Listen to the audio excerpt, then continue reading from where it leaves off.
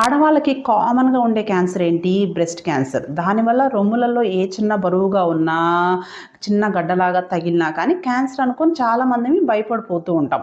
మెయిన్‌గా యంగ్ వాళ్ళకి బ్రెస్ట్‌లో ఇలా ప్రాబ్లమ్స్ రావడానికి కారణాలేముంటాయి? 2. ఒకటి ఏంటి అంటే సైక్లికల్ మాస్టాల్జియా. అంటే ప్రతిసారి సైకిల్‌కి ముందు, నెలసరికి ముందు ప్రొజెస్ట్రాన్ హార్మోన్ లెవెల్స్ ఎక్కువగా ఉండటం వల్ల వాటర్ రిటెన్షన్ వలన ఈ పెయిన్ వస్తదనమాట.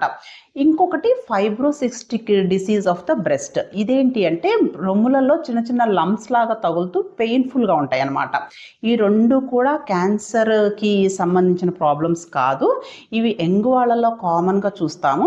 మనకి జనరల్‌గా లైఫ్ స్టైల్ చేంజెస్ చేసుకోవటము, కెఫీన్ ఉండే పదార్థాలు తక్కువగా తీసుకోవటము and evening primrose oil కానీ, వైటమిన్ ఈ క్యాప్సూల్స్ కానీ రెగ్యులర్‌గా వాడితే ఇవి చాలా వరకు తగ్గిపోతాయి.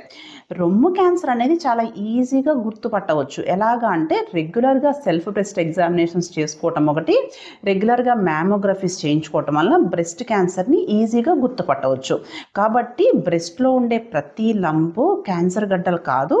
రెగ్యులర్‌గా మీరు సెల్ఫ్ బ్రెస్ట్ ఎగ్జామినేషన్ చేసుకుంటూ ఉంటే మీ ప్రాబ్లమ్స్ ఈజీగా తెలుసుకోవచ్చు. ఓకేనా? Thank you.